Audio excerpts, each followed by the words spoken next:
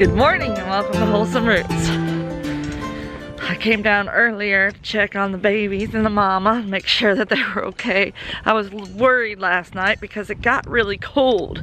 We got into the 30s and we've had 80-degree days most this week. So I was a little worried because the babies were shivering even though they were under the light and they were warm. Their body temperature was correct, but they were shivering. I think it's just because they had a little bit of dampness still to their fur, so even though they looked dry, just that slight amount of moisture probably just chilled their skin a little, because when I checked this morning, Shady Girl was curled up with them under the light, keeping them warm, and they just looked so peaceful. I didn't even go in the stall. I just peeked over and made sure they were breathing. So now I'm gonna make sure that she doesn't need to be milked out, which I'm pretty sure she will need to be milked out a little because she was already full before the babies were born. So I'm gonna do that. I'm gonna milk everybody, feed everybody, put them out, and try not to spend my entire day playing with baby goats. Good morning. Oh, we got one little baby chasing mama around. Hi. The other little babies over there, they're up walking. That's a huge good sign. I still haven't seen them latch on real good with mom unless I was there holding them to it. So I'm gonna make sure that they are able to do that on their own and keep a close eye on that. But mama is a very attentive mama, so I'm pretty sure she's got this handled. They're so wobbly. It's so cute when they're just so newborn that they just hardly even can hold their own legs up. Rocky, you're not in labor, are you? Just tired? Oh, I don't know. Head arching? I need to go in and feel your ligaments. Licking your lips like that? Yeah, that's a little different than usual. Alright, first things first, I need to check Rocky. Make sure the babies are nursing, and then I'll get to milking the other goats and making sure they're okay. Okay, I just looked over the stall door and saw Rocky yawning really big, so I'm thinking she may be getting close as well. I was kind of hoping for a day of rest in between. I'm exhausted, but I got a jar to milk out some colostrum, so I'm just gonna go spend a little bit of time in the kidding stall and get some of Shady's colostrum and ease her pressure off and check on this Rocky. Her ligaments had softened the day before yesterday, but then they hardened back up yesterday. So we'll see if they're soft again. Hi Rocky, how you feeling, baby? Oh, sorry. It's hard to feel ligaments. Oh no, I still feel some ligaments, so guess you're just preparing your body, huh? Well, hello, sweet baby. Hello. You're doing really well. You too, Mama. Oh, my good girl. Oh, my gracious. It's not as tight as I was expecting. That's good. Hello, little baby. Hello. And I squish their bellies on either side to see if they're full. They feel full to me. Good mama. Oh yeah. Good job, baby boy. Baby girl. Gosh, I'm so used to having bucklings. Last year we had all bucklings except for Precious. You almost got it, buddy. There you go. Good girl. Good girl. Oh my goodness, the cuteness factor. Oh my gosh, I love you. Oh, good job, babies. Good job, Mama. I'm so proud of you. Yes, you're so cute. Kissing the camera. Oh, there goes the other one. Oh, how lovely seeing them both nurse on their own. That makes me so happy. Seeing them both up and active makes me really happy too. After what we went through with Lord Precious and Lord Scrumptious, sorry, how I didn't listen to my gut that something was wrong with him. I kept telling Ryan, he's different, there's something wrong. And Ryan kept telling me I was crazy and that they just had personality differences. But now I know. No. There's one thing to be outgoing personality. It's a whole nother thing to be lethargic. So I'm going to listen to my instinct and follow that. Not that I could have done anything for Lord. He most likely had something wrong with him internally from the beginning, so it happens. It's not fun, it's not happy, but we try to face it and deal with it the best we can. And I'm not gonna milk out any colostrum because she's not tight. I will check her later this evening. Uh-oh. What's that? Why are you making snarfly noises? Better not have fluid in your nose. Not allowed. But just like human babies, a lot of times there is fluid that they sneeze out and stuff in the first 24 hours. So, other one's nursing again. Right now they're just thing 1 and thing 2. Thing 1 is the first one born, and she has a white muzzle. And thing 2 does not have a white muzzle. That is about the only difference. Ryan said something about black on the legs, but they both have black on the legs to my observations. So they're hard to tell apart almost. Except their size. Thing 1 and thing 2.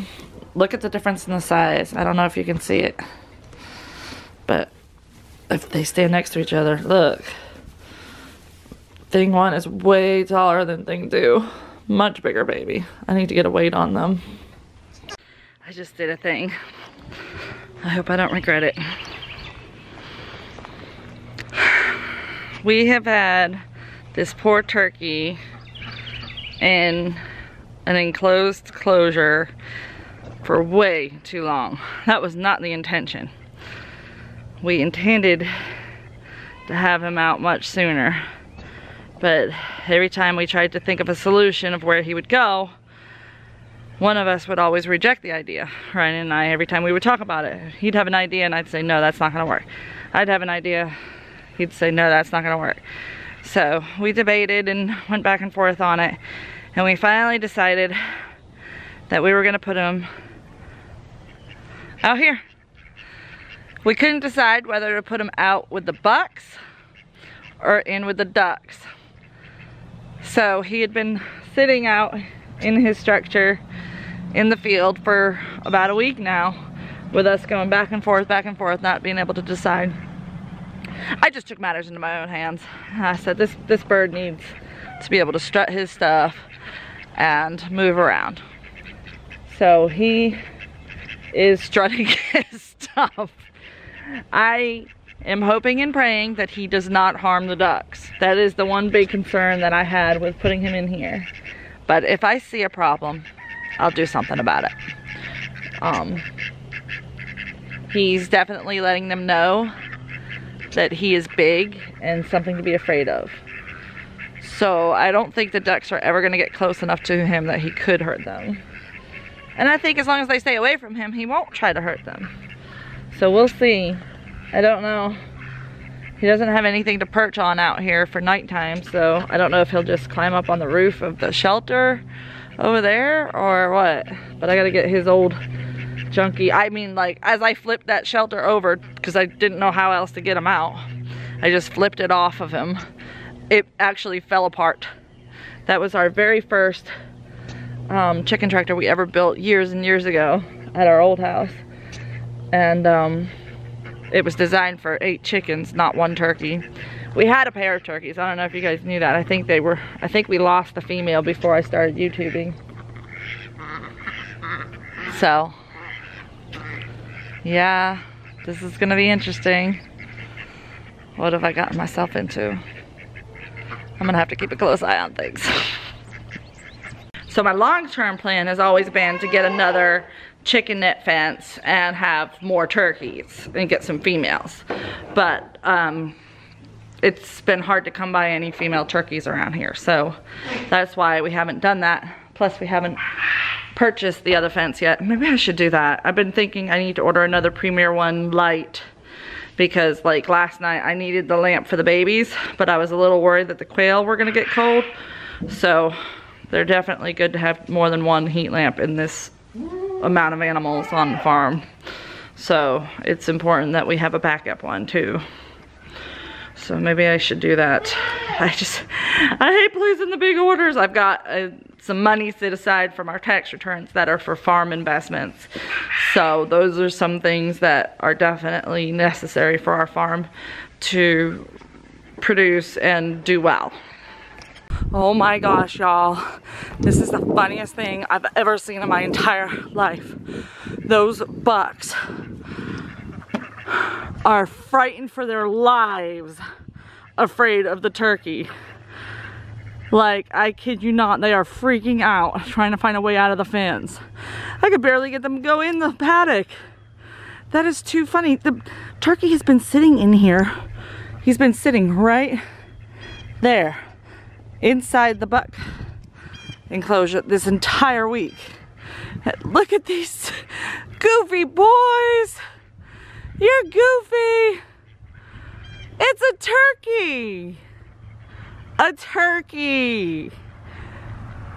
It's not even scary. Y'all are babies. My bucks are babies. Oh, that's so funny. I can see the ducks being scared because they're up close and personal with it, but bucks? Bucks are big, brave creatures. Oh, butterfly. So silly. They are like, Mama, what did you put in there? Funny. Oh, I shouldn't get such a kick out of this, but I do.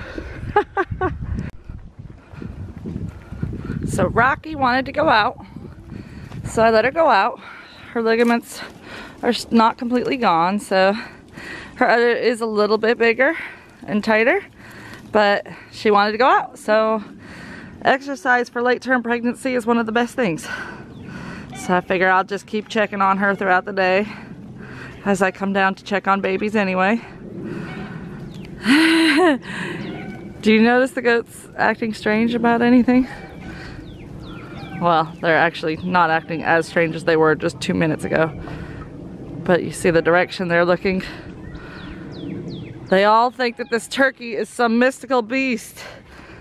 It's like this turkey's been right outside your fence this entire time, guys. He is acting funny though. He's strutting and he's making a sound when he blows air through his nostrils or something. So yeah, that sound. It's like a sneeze. So our ducks have always divided themselves into two groups. These four over here with the Muscovy, who is currently in the cabinet sitting on a nest, and then all the anacondas. That's how they've separated themselves. So all the anacondas have laid their eggs in that nest, and the other ones have laid their eggs in that nest that the Muscovy's on. So it'll be interesting to see what happens. She's not doing a very good job of laying on the nest. I don't know if you can see in here that some of the eggs have fallen out. So she's not doing a good job of keeping them under her. I gave her some hay to use yesterday, but she just pushed it all out.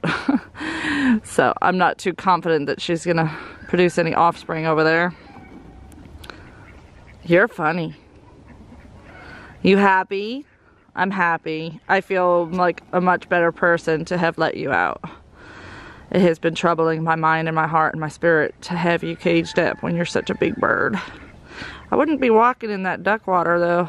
Ew, that muddy mess they made. But I'm happy to report that there has been an anaconda on that nest the entire time, pretty much. Every once in a while she gets up, but there's been another one over there that's actually gone and sat on the nest when she's gone. So it's one of the darker feathered ones. She's got a dark colored beak. Her beak is charcoal colored. So that's how I know it's the same one. I've been trying to differentiate them. They all look so similar, it's hard to tell. You are funny. So the ducks don't seem to be minding this addition at all. They're like, oh, okay. No biggie. I didn't think it was gonna be the goats that would act like crazy lunatics. What is this mystical beast? They're all weirded out by it. It's so weird. What are you scared of? You guys are silly. Bo, you show them. You show them there's nothing to be scared of. You a big tough buck. Funny boys.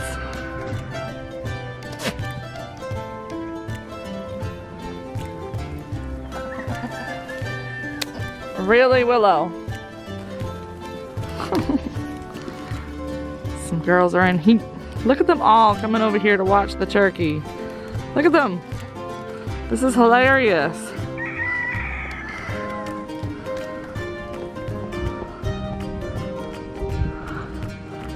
Well, I guess when the turkey does that, that's something to watch, huh? I think he's happy to be out, you think? He needs a girlfriend. We need to get him a girlfriend. Poor Red. I looked out my window this morning and saw that he had somehow flown over the top of the fence and was in there where he wants to be with the other chickens. And the unfortunate part was this girl right here, now that she's off of her lead, has begun to act very differently towards Red. Where she used to share a bowl with him. Yeah, you know you did wrong. She used to share a bowl with him happily. She would let him eat out of the bowl at the same time as her. Well, I guess being off the lead made her brave, or stupid, or mean. I'm not sure which. Because she was chasing him all over. He was running, trying to get away from her, going in between the tractors. And by the time I got my shoes on and came out here, he had jumped up there and jumped over. So he got away, luckily, but it could have ended badly. She was playing really, I mean, her tail was wagging and everything, and she was doing the excited puppy chase. But if she had gotten a hold of him, she could have easily killed him just by playing. And that's because she's a puppy. Livestock guardian dogs are not meant to be kept with animals without some sort of protection or guidance. Whether it's them being on a tether so they can't harm your animals, or being kept in a separate fenced area adjacent to your animals is good. But while they're still a puppy, they cannot be off the tether with their animals. That's why when everybody asks, why aren't you keeping Khaleesi out there with the goats? Are you kidding? If she saw one of those baby goats bounce across the field, she would take after them playing. She could kill a baby goat easily. It happens. Livestock guardian dogs take years of training before they're able to be with their livestock full time. Now, if she had a mother that was here training her alongside a grown-up who already knew, that would possibly be a different story, because the mother would correct that behavior. But if I'm not out here to correct it, she doesn't have a mother correcting her, there's no way to make her know that that is the wrong behavior. So you don't typically punish livestock guardian dogs, you correct them. And that's what I was gonna do when I came out here, but it was already over. And you know, dogs only know what's happening in the very moment. So I just said, no, not yours. No, not yours. Very sternly. And that I left it at that. What I was going to do is find a way to tie her to the tether. You know, even if I had to tie it together as a rough knot, that didn't even keep her tethered. At least it would keep her tethered for a little while so that she would learn that the consequences of your behavior are you get put back on, you know, back in confinement. You don't get to be free if you're not nice. So I'm glad I didn't have to do that, because I don't want to use the tether as a form of punishment either. I want to be able to use the tether as a tool. So I'm not sure how that would work in her brain, but she's definitely not ready to be with the herd. And it's good that I'm getting to see that, and it's good that she didn't get red. So we're making progress. Slowly but surely, we'll figure out a way to make her the perfect LGD. What I really think she needs is a puppy. A puppy that she can get some of that energy out with. Because I've tried getting her to play with me, and she doesn't want to play with humans. I think if she had a puppy, she would get that play energy out, and then there would be nothing left to play with the animals. So I'm still trying to convince Ryan that that's what she needs. We'll see. Hi, Shady. Did you think I was letting you out that door? You have to stay in here, honey. You gotta stay and take care of your babies. And recover. You did a big job yesterday.